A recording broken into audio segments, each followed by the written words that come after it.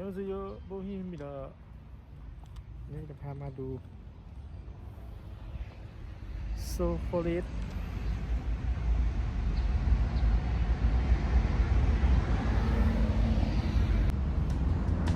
일단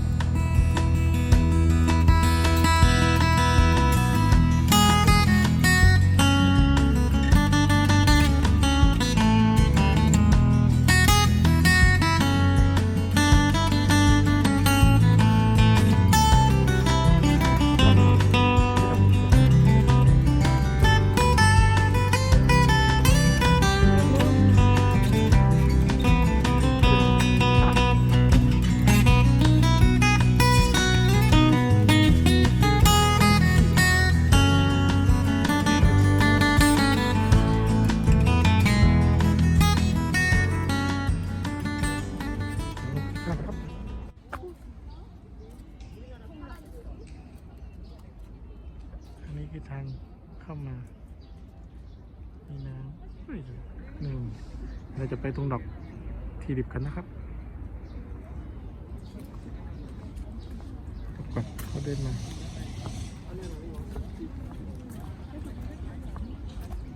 แม่หญิงกำลังเดินไป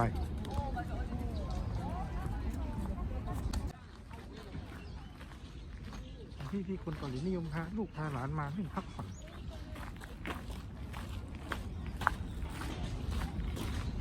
ที่ดิบบานแล้วห้ามเข้า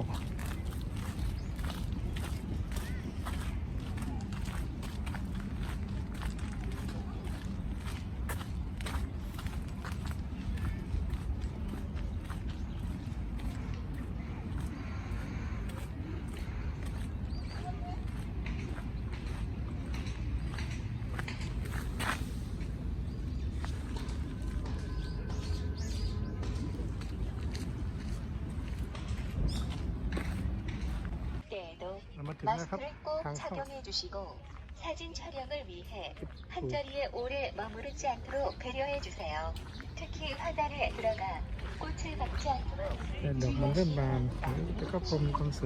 안전하게 이용할 수 있도록